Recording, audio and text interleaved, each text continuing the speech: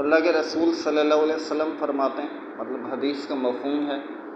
کہ رب کی رضامندی والدین کی رضامندی ہے اور ان کی ناراضگی رب کی ناراضگی ہے۔ حدیث کا مفہوم ہے کہ رب کی رضامندی والدین کی رضامندی ہے اور ان کی ناراضگی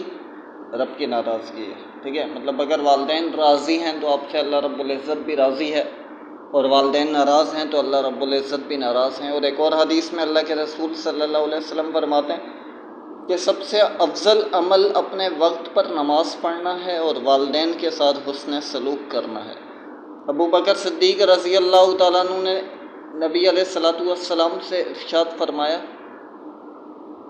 ابو بکر صدیق رضی اللہ تعالیٰ عنہ روایت کرتے ہیں کہ اللہ کے رسول صلی اللہ علیہ وسلم نے ارشاد فرمایا کہ اللہ تعالیٰ تمام گناہوں کی سزا جب تک چاہتے ہیں مؤخر فرما دیتے ہیں، مطلب اس کو روک دیتے ہیں۔ کسی بھی کوئی بھی گناہ ہو تو اس کی سزا ایک دم نہیں ملتی ہے،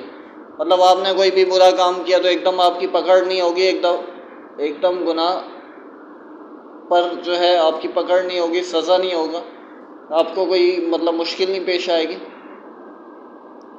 مگر سوائے والدین کی نافرمانی کے کہ اللہ رب العزت ان کی نافرمانی کرنے والے کو مرنے سے قبل ہی دنیا میں سزا دے دیتے ہیں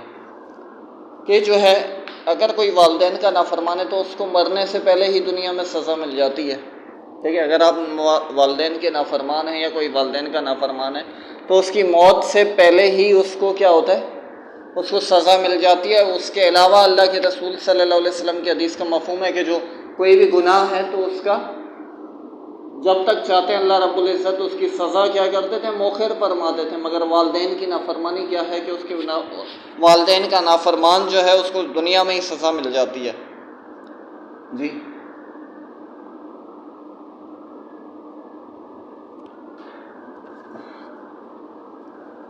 والدین کی خدمت و اطاعت و فرما برداری اللہ کی رضا ہے، اور یہ عمل جہاد سے زیادہ فضیلت والا ہے۔ حضرت عبداللہ بن عمر رضی اللہ تعالیٰ عنہ سے روایت ہے کہ انہوں نے فرمایا، ایک شخص نے نبی علیہ السلام سے عرض کیا کہ کہا کہ میں جہاد میں شرکت کروں۔ آپ علیہ السلام نے ان سے دریافت فرمایا کہ تمہارے والدین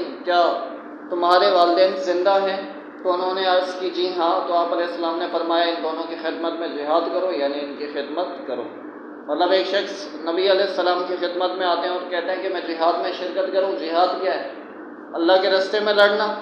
تو اللہ کے رسول صلی اللہ علیہ وسلم فرماتے ہیں کیا تمہارے والدین زندہ ہیں؟ تو وہ کہتے ہیں ہاں۔ تو وہ کہتے اللہ کے رسول صلی اللہ علیہ وسلم فرماتے ہیں کہ کیا کرو؟ ان کی خدمت کرو، اور یہی تمہارا کیا جہاد ہے، مفہوم ہے حدیث کا۔ ان کی زندگی اور خاص کر ان کی موت کے بعد ان کو دعاؤں میں یاد رکھنا، جبکہ مرنے والے کو اس وقت اس کی اشد ضرورت ہوتی ہے۔ کثرت سے دعائے خیر کرنا، اور اللہ رب العزت کا ارشاد ہے، مفہوم ہے جو مطلب آیت کا کہ وہ جو آیت ہے نا وَقُلْ رَبِّ ارْحَمْهُمَا كَمَا رَبَّيَانِي صَغِيرًا، اور ان کے لیے اللہ تعالیٰ سے یوں دعا کرتے رہنا ہے، میرے پروردگار ان پر رحمت فرمائیے جیسے انہوں نے مجھ کو بچپن میں پالا اور میری پرورش کی، مطلب ان پر اس طرح رحم فرما، مفہوم ہے آیت کا۔ اس کا مطلب تھوڑا تشریح بتاتے ہیں آپ کو کہ جیسے بچپن کے اندر انہوں نے مجھے پالا اور پرورش کی، انہوں نے مجھ پر رحم کیا۔ بچپن میں آپ کیا ہیں، بڑے مطلب شرارتی ہیں اور اس طریقے سے بات نہیں سنتے ہیں، اور بچے کو ادھر سمجھاتے ہیں تو ادھر سے نکل جاتا ہے، ادھر سمجھاتے ہیں تو ادھر سے نکل جاتا ہے، ہر چیز میں ضد اور پریشانی اور مشکل پیدا کرتا ہے، اور مطلب جو ہے کیا تھا، وہ ایسا کہ بچہ ہے ابھی، اس کے ذہن میں اس طریقے سے وہ عقل وہ سوچ نہیں ہے، تو وہ کیا کرے گا، کھیل کود کی طرف، مستی کی طرف، شرارت کی طرف جائے گا۔ تو اسی طریقے سے والدین کیا کرتے ہیں، صبر کرتے ہیں۔ اب آپ کو یا مجھے کسی کو بچہ دے دیں کسی اور کا، اور وہ شرارت کرے اور کہیں کہ بھائی اس کو پالو، تو پھر تو میں یا آپ اس کو کیا کریں گے، مار کے اس کا چمر نکال دیں گے، یا اس کو ڈانٹ کر، یا مطلب دوسرے کسی طریقے سے اس کو چپ کرائیں گے یا خاموش کروائیں گے اس کو۔ مگر والدین جو ہیں وہ کیا کرتے ہیں، وہ والدین اس کی ہر شرارت پر، ہر غلطی پر کیا کر رہے ہیں، رحم کر رہے ہیں، اس کو معاف کر رہے ہیں، اور اس کے ساتھ بڑے پیار سے، تحمل سے پیش آ رہے ہیں۔ تو پھر اللہ رب العزت کہتے ہیں کہ ان کے لیے ایسے دعا کرو، یوں دعا کرو کہ میرے پروردگار ان دونوں پر رحمت فرمائیے جس طرح سے انہوں نے مجھ کو بچپن میں پالا اور پرورش کی۔ اور حدیث کا مفہوم ہے کہ بے شک اللہ تعالیٰ نے تم پر ماؤں کی نافرمانی، کنجوسی، بھیک، بیٹیوں کو زندہ درگور کرنے کو حرام قرار دیا ہے، اور کیل و کال سوالات کی کثرت اور مال ضائع کرنے کو ناپسند قرار دیا ہے۔ ایک حدیث میں ہے کہ آپ علیہ السلام نے ارشاد فرمایا کہ میں تمہیں سب سے بڑا گناہ نہ بتاؤں؟ تو لوگوں نے عرض کیا کیوں نہیں یا رسول اللہ صلی اللہ علیہ وسلم؟ تو آپ علیہ السلام نے فرمایا کہ کسی کو اللہ کا شریک بنانا اور والدین کی نافرمانی کرنا۔ مطلب سب سے بڑے گناہوں کے اندر سب سے بڑا گناہ کیا ہے؟ اللہ کے ساتھ کسی کو شریک کرنا، کہ بھائی نعوذ باللہ یہ جو ہے میرا مالک ہے، یا اس کے ذریعے سے میرا کھانا پینا اور گھر بار اور سب چل رہا ہے، تو یہ تو شرک ہے۔ اور دوسرا یہ ہے کہ والدین کی نافرمانی ہے۔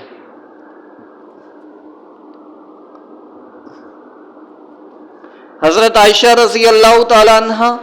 کے پاس ایک صاحب آئے، ان کے ساتھ ایک بوڑھے آدمی بھی تھے۔ آپ علیہ السلام نے ان سے یہ پوچھا کہ یہ تمہارے ساتھ کون ہیں؟ تو انہوں نے کہا میرے والد۔ تو آپ علیہ السلام نے فرمایا جب والد ہیں تو تم ان سے نہ آگے چلو، نہ ان سے پہلے بیٹھو، نہ ان کا نام لے کر پکارو، نہ ان کو گالی دلانے کا ذریعہ بنو۔ مطلب اب آپ جو ہے جیسے آپ دیکھیں گے کہ آپ کے والد یا والدہ چل رہی، کیا تھا والد ہیں تو وہ چل رہے ہیں، تو آپ نے ان سے آگے نہیں چلنا ہے، ان سے پہلے نہیں بیٹھنا ہے، ان کی بات کیا تھا ان سے پہلے نہیں بیٹھنا ہے، ان کو نام لے کر نہیں پکارنا، اور ایسی کوئی حرکت نہیں کرنا کہ ان کو گالی دلانے کا سبب بنے۔ مطلب آج کل تو ہر دوسرا بندہ آپ کو گالیاں دے گا، اور مطلب کسی بھی بات پر، تو آپ ایسی سامنے والے تو چلیں خیر اس کا اپنا ہی ایک وہ کردار ہے، اس کا اپنا ہی ایک کریکٹر ہے، مگر یہ کہ آپ اس چیز کا ذریعہ نہ بنے کہ سامنے والا آپ کو اٹھ کے ایک دم ہی آپ کو گالی دے، اور وہ آپ کے والدین کے اوپر مطلب ایک ایسا برے ایک وہ مطلب پڑھے کہ واقعی یار یہ جو ہے ایک وہ ہے۔ بلکہ لوگ اچھے سے آتے ہیں آپ کو یا آپ کے والدین کو یاد کریں کہ بھائی اس کا بچہ ہے، یہ تو بڑی اچھی پرورش کی ہے، نہ کہ اس کا بچہ ہے کیا ہی پرورش کی ہے اس نے۔ ماں باپ دونوں کی اہمیت ہے، لیکن اولاد کو چاہیے کہ ماں کو زیادہ اہمیت دے، اس سے حسن سلوک کرے اور نرمی کا برتاؤ کرے، ماں کی زیادہ دیکھ بھال کرے۔ ابو ہریرہ رضی اللہ تعالیٰ عنہ سے روایت ہے کہ ایک شخص نے نبی علیہ الصلوۃ والسلام کی خدمت میں حاضر ہو کر عرض کیا، اے اللہ کے رسول صلی اللہ علیہ وسلم، میرے اچھے برتاؤ کا سب سے زیادہ حقدار کون ہے؟ مطلب میرے اچھے کیا تھا برتاؤ کا، میرے اچھے اخلاق کا، حسن سلوک کا سب سے زیادہ مستحق کون ہے، یا میں کس کے ساتھ اچھا سلوک کروں سب سے زیادہ؟ تو آپ علیہ الصلوۃ والسلام فرماتے ہیں کہ ہماری ماں۔ پھر وہ دوبارہ پوچھتے ہیں صحابی جو ہیں اللہ کے رسول صلی اللہ علیہ وسلم سے کہ میں سب سے زیادہ میرے اچھے برتاؤ کا حقدار کون ہے؟ تو آپ علیہ السلام دوبارہ فرماتے ہیں تمہاری ماں۔ تیسری مرتبہ بھی یہی پوچھتے ہیں، اور تیسری مرتبہ بھی اللہ کے رسول صلی اللہ علیہ وسلم فرماتے ہیں تمہاری والدہ، اور چوتھی مرتبہ میں تمہارا باپ۔ ٹھیک ہے، تو یہ اس طریقے سے حدیث ہے کہ آپ تمہاری چوتھی مرتبہ میں آپ علیہ السلام نے فرمایا تمہارا باپ۔ جس طرح بھی ہو سکے ان کے ساتھ اچھا سلوک کرے، ان کو کھانا کھلائے، کپڑے پہننے کو دے، بیمار ہو جائیں تو علاج کرائے، ان سے ہر طرح کی تکلیف دور کرے، اور اپنے آپ کو ان پر قربان کرے، اپنے وقت کی بھی ان کی خاطر قربانی دے، توجہ محبت دے، خود خدمت میں پیش رہے، خود دلی کے ساتھ ان کے کاموں کو انجام دے، اور ان کے حکم کو فوراً بجا لائے، انہیں بوجھ نہ سمجھے۔ ان کے وفات کے بعد بھی وفادار رہنا۔ ایک انصاری صحابی، مدینہ کے رہنے والے کو انصاری صحابی کہتے ہیں، نے آپ علیہ السلام کی خدمت میں حاضر ہو کر عرض کی کہ میرے والدین کی موت کے بعد بھی ان کی اطاعت شرعی میں سے کوئی چیز باقی ہے؟ تو آپ علیہ السلام نے فرمایا 4 چیزیں باقی رہتی ہیں، ان کے حق میں رحم و کرم اور مغفرت کی بخشش کی دعا کرنا، ان کے وعدے پورے کرنا۔ مطلب ان کے انتقال کے بعد بھی 4 آپ کے اوپر ذمہ داری ہیں۔ ایسا نہیں ہے کہ والدین چلے گئے، آپ نے بڑی خدمت کی، آپ ان کے انتقال ہو گیا تو آپ نے بولا ٹھیک ہے بس صحیح ہے اب تو جنت میں پہنچ جائیں گے۔ شاید کوئی عمل، شاید کوئی پریشانی، شاید کوئی ایسا کام ہو چکا ہو جو راستے میں رکاوٹ ہو، یا ان کے لیے مغفرت میں رکاوٹ ہو، تو پھر آپ نے کیا کرنا ہے؟ ان کے حق میں رحم و کرم اور مغفرت و بخشش کی دعا کرنا ہے۔ مطلب آپ نے ان کے لیے مغفرت کی دعا کرنا ہے۔ اچھا، مغفرت کی دعا اس وقت کرنا ہے کہ وہ ایمان پر مرے ہوں، ان کا انتقال ایمان پر ہوا، ٹھیک ہے۔ ان کے وعدے پورے کرنے ہیں، انہوں نے جس سے کسی سے وعدہ کیا کہ بھائی اس سے جو بھی وعدہ کیا تو وہ وعدے آپ نے پورے کرنا ہے، آپ کی ذمہ داری ہے۔ یہ نہ کہ والدین تو چلے گا ٹھیک ہے بھائی اب وہ چلے گا تو اب انہیں کی ذمہ داری ان سے مانگو یا ان سے وہ کرو، تو ان کی آپ کی ذمہ داری ہے، آپ کی ذمہ داری ہے کہ آپ جو ہے ان کو ان کے وعدے پورے کریں۔ ان کے دوستوں کی عزت و تکریم کرنا، ان کے دوستوں کے ساتھ اچھا سلوک کرنا۔ آپ کے والدین کے کوئی دوست ملتے ہیں تو آپ وہ بات کیا تھا تو ان کے ساتھ اچھے طریقے سے پیش آنا ہے، آپ نے ان کی عزت و احترام کرنا ہے۔ ان کی وجہ سے قائم رشتوں کو جوڑنا، ان سے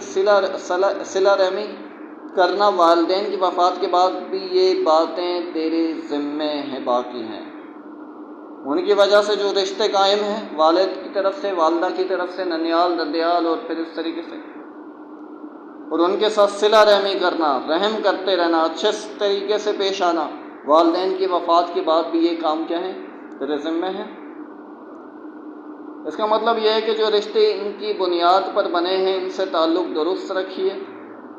مغفرت و بخشش کی دعا کرتے رہیں، ان کے وعدوں کو پورے کریں اور ان کے دوستوں کا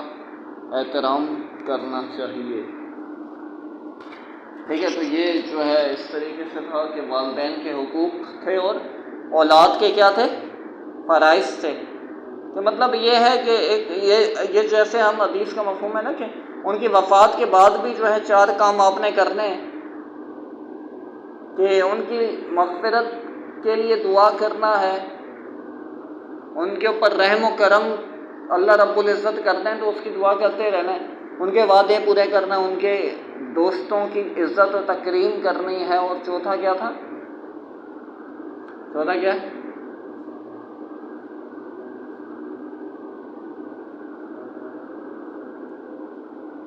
ان کے دوستوں کا احترام کرنا ہے، ان کے لیے رحم و کرم کی دعا کرنی ہے، ان کے وعدے پورے کرنے ہیں، اور ان کی وجہ سے جو قائم رشتے ہیں ان کو قائم رکھنا ہے اور صلہ رحمی کرنی ہے۔ اور اس میں کسی طریقے یہ نہیں کہ آپ والدین انتقال ہوا آپ نے بولا ٹھیک ہے بھائی چچا ماما تایا ختم سب، یہ اب چلو بھائی گھر جاؤ اپنے اپنے، یا جو اگر آپ کے والدین کی وجہ سے ان پر کوئی ایسا ہو رہا تھا، ان کی مدد ہو رہی تھی، مالی مدد یا کچھ بھی مدد کسی بھی طرح کی ہو رہی تھی اور آپ بھی اس قابل ہو، مگر آپ کے والدین انتقال کر چکے ہیں تو آپ نے بھی کرنی ہے۔ آپ اگر استطاعت رکھتے ہیں، آپ کے پاس بھی وہ چیز ہے تو آپ بھی کیا کریں گے، ان کی مدد کریں گے، مالی مدد ہو، علمی مدد ہو، کسی بھی طرح کی مدد ہو تو جو ہے وہ کرنا ہے آپ نے، ٹھیک ہے، مدد کرنی ہے آپ نے۔ تو یہ اس طریقے سے تھا کہ حدیث کے اندر پڑھا ہم نے، اور جو ہے قرآن پاک کی آیات کے ترجمے پڑھے، پھر صحابہ کرام کا اس طریقے سے، پھر جیسے میں نے آپ کو بتایا ابراہیم علیہ السلام والدین کے ساتھ کیا تھے، اپنے والد کے ساتھ کیا تھے، بڑے نرم مزاج، آخری وقت میں جب جا رہے ہیں تو اس وقت کیا کہہ رہے ہیں کہ ہم آپ کے لیے کیا کرتے رہیں گے، مغفرت کی، آپ کے لیے رحمت کی دعا کرتے رہیں گے۔ اور پھر ان کا انتقال ہوا تو پھر اللہ رب العزت نے فرمایا کہ اب کیا کرنا ہے آپ نے، اب دعا نہیں کرنی ہے، کیونکہ کافر کفر کی موت پہ مریں تو کافر کے لیے دعا نہیں کی، کافر کے لیے دعائیں مغفرت نہیں کی جاتی جب وہ مر چکا ہو۔ مرنے سے پہلے زندہ ہے تو آپشن ہے کہ اللہ اس کو ہدایت دے ایمان کی۔ عیسیٰ علیہ السلام کے بارے میں پڑھتے ہیں، وہ والدین کے جو ہیں وہ اپنی والدہ کے بڑے فرما بردار ہیں۔ یحییٰ علیہ السلام کے بارے میں آپ پڑھیں گے تو ان کے بارے میں بھی یہی ہے کہ وہ والدین کے کیا ہیں، بڑے فرما بردار ہیں۔ نبی علیہ السلام کی زندگی جو ہے وہ والدین کا جب ذکر آتا ہے تو وہ جو ہے مطلب ایک جگہ سے جا رہے تھے غزوہ تبوک کے اندر غالباً نا، تو ایک مقام پر جو ہے ان کی والدہ کی قبر آئی، ابواب کے مقام پر نا، تو وہاں پر بیٹھ گئے، اب فوج ساتھ ہے تو وہاں پر بیٹھ کے یوں مطلب اس طرح سے بیٹھ گئے اور رونا شروع کر دیا اور بہت روئے۔ وہ والدین سے محبت تھی، والدین کے ساتھ ایک وہ تھا۔